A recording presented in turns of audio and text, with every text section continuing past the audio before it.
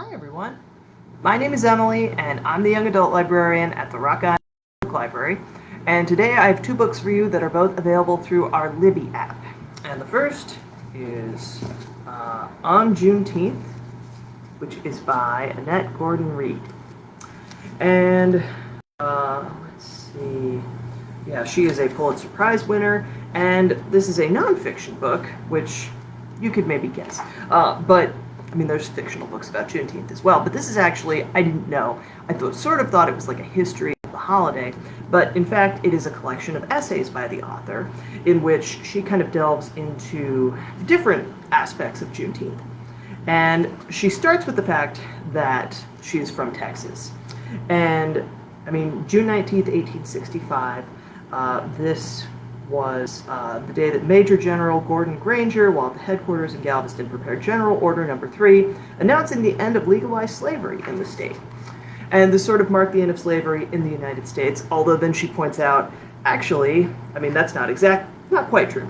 Granger's order did not end slavery in the country. That did not happen officially until December 1865, when the 13th Amendment to the Constitution was ratified by the necessary number of states. But it is significant that Texas was the site of the tail end of the Confederate war effort. As the war had been fought to preserve slavery, celebrating Juneteenth throughout the land is a fitting way to mark the end of that effort. And she also says, it is also fitting to think of Texas in relation to the nation for another reason.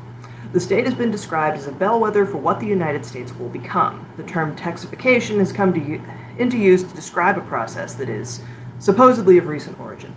And the history of Juneteenth, which includes the many years before the events in Galveston and afterward, shows that Texas, more than any other state in the Union, has always embodied nearly every major aspect of the story of the United States of America.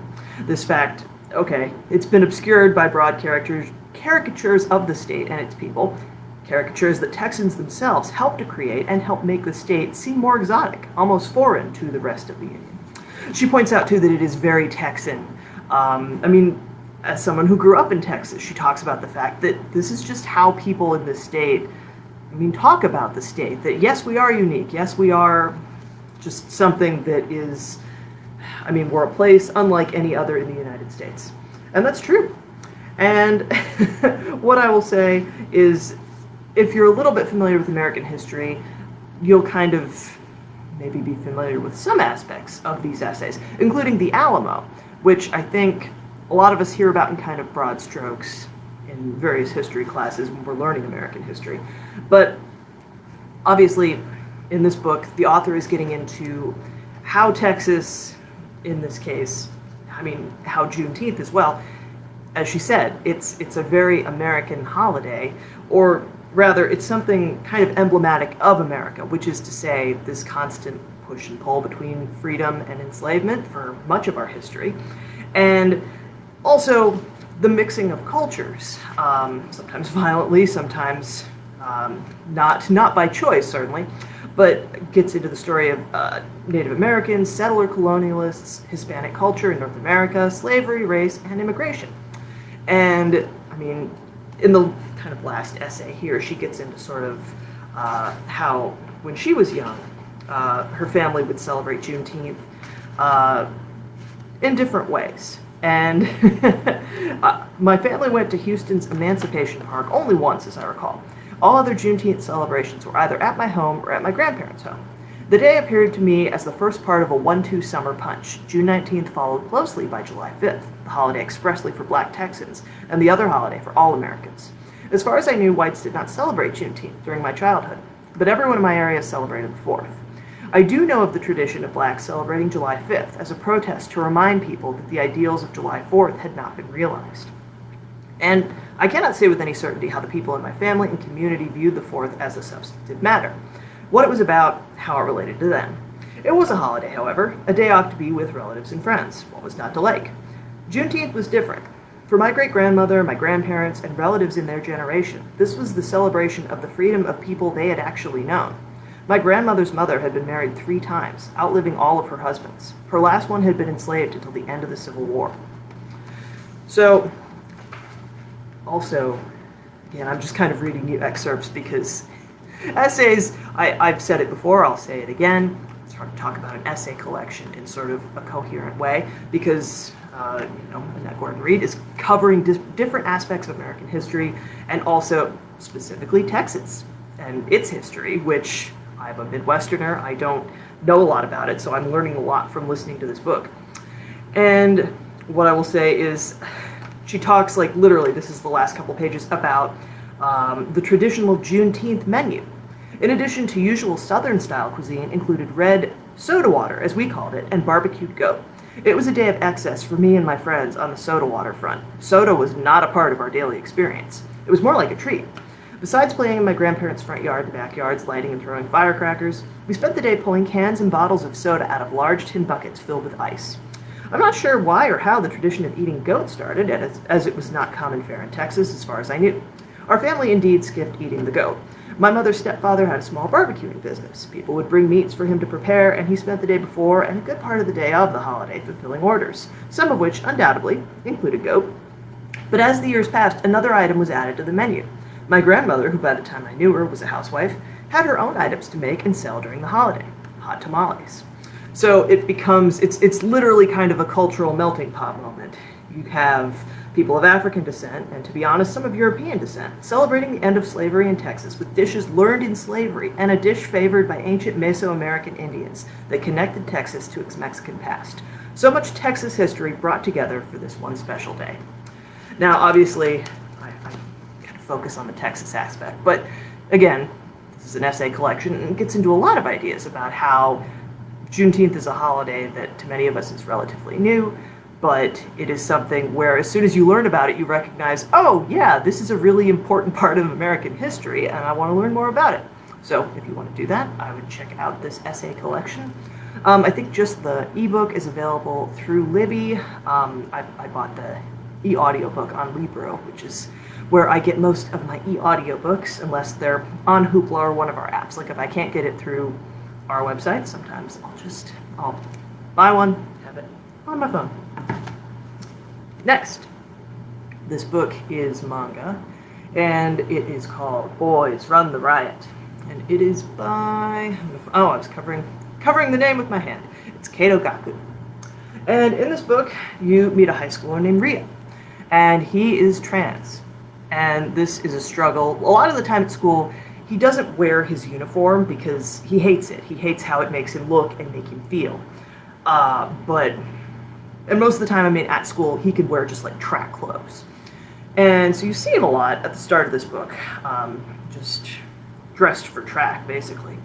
But what we know from the start is, I mean, Rio is dealing with the fact that people don't know or understand who he is. You know, his mom is always asking, hey, why do you keep dressing like a boy? And gets mad because he buys clothes online. And we see him early on dressed up to go out after school. And this is how he feels most like himself. This is when he feels good about himself, is wearing clothes that he has chosen.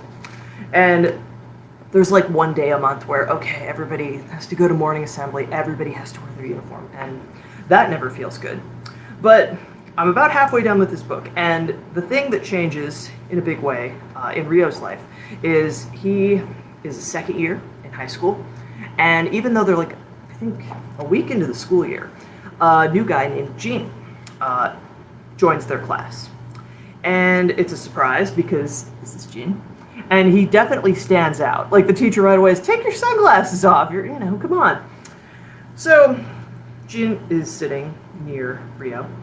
And what ends up happening is this first time we see like just Rio in street clothes, he's out shopping. And he's at the store where it's like, oh man, I've seen this brand online, this is so cool. And he runs into Jin. And it's like, oh my gosh, I never thought I would see somebody from school here. But then the next day at school, I mean, right away, Jin's like, hey, that was you. Do you want to start a brand with me? And right away, Rio's like, whoa, where is this coming from? And, I mean, Jin basically explains, hey, I'm somebody. We learn that Jin is actually repeating the second year of high school. Like, he's friends with some third-year students because he was supposed to be in third year, but something happened, he missed a lot of school, and now he's in second year again. So his whole thing is, look, I don't have good grades, I don't have a lot of skills, but I really love fashion. I mean, I love picking clothes that make me feel like myself, and I think you can relate to that. And once Rio, at first, it's a little bit of a struggle because right away, I mean, Jin sees that, oh, okay, we have similar taste in clothes, but he doesn't recognize that Rio is also a guy. And so Rio says, like, explains this, look, this is who I am, and I don't like being treated as a girl, because he overhears this conversation where Jin is talking to these third-year guys, and it's like, oh, well, it couldn't hurt for this person to be more ladylike. And no, that's not who Rio is, obviously. And Rio's thinking, okay, well, what's the point? Why should I even try? Nobody's going to ever see me the way I really am. But Jin's like, well, okay, hang on. You should have just told me. Like, just tell me, and, I mean, how am I supposed to understand if you don't, like, put that out there? But, of course, Rio, understandably, is like, I don't go out of my way to tell people about this because it's not something very many people would understand or respect. But then Jin's like, okay, but I think I want to know who you are. Like, we're becoming friends. I want to understand what you're going through. And, I mean, for Rio, this is a first because he's not used to having somebody try and understand him or respect who he is and where he's coming from. So these two, they become fast friends. And what we see, another thing to know about Rio, he is a really skilled graffiti artist. He's got... You can see, I mean, this is like something he has done. And this talent leads Jin to say, okay, you're going to be the person who designs clothes for our brand. And we're not going to, like, start with making clothes. That's way too hard. Neither of us probably know how to do that. So his idea, and what he does, like I mentioned the monthly assembly. Well, that's because Jin gets up on stage and says, hey, starting a brand, just FYI, you know, check out my social media, because he's got, like, lots of followers. Rio doesn't really do social media because, again, isn't really interested in people, like, interrogating him or, like, wondering who he is. Because in the past, I mean, he's often misgendered, and it's this whole thing where, oh, a girl hanging out with guys, ew, she's, you know, there's all this, again, misgendering, and on the part of, like, his main classmate, like Rio's main classmate, who is a friend, Chika. She's, like, the one person who sort of just likes Rio for who he is. And she sees, like, okay, hanging out with Jin, Rio seems like way happier than he has in a while. Although, again, I will say, Chika, like, understands kind of that, hey, Rio is my friend, but she doesn't know about Rio being trans. It's not been presented like, oh, yeah, I've come out to this person. Like, so far, just Jin knows who Rio really is. And so, the two of them, in starting their brand, the first kind of big hurdle is just Rio starting to be honest about this. Because, again, he doesn't want to get made fun of. He doesn't want to have, like, these questions. Because Chika and other classmates are like, hey, why are you hanging out with this guy? Like, you got close really fast. It looks like, I don't know, I mean, he seems kind of scary. And, of course, Rio doesn't want it to be like, oh, so you guys are dating. It's like, no, I'm a guy, he's a guy, we're friends. We're going to be business partners. But we see Rio actually paints this on the roof of the school. And this gets him and Jin suspended from school for 3 days, but that ends up being the time when Rio is able to kind of, first of all, talks with this teacher, who's actually the advisor for the girls' basketball team. And this teacher doesn't try to get, like Rio in the past played basketball. This teacher doesn't try to get him to join because he doesn't want to be on the girls' basketball team anymore for obvious reasons.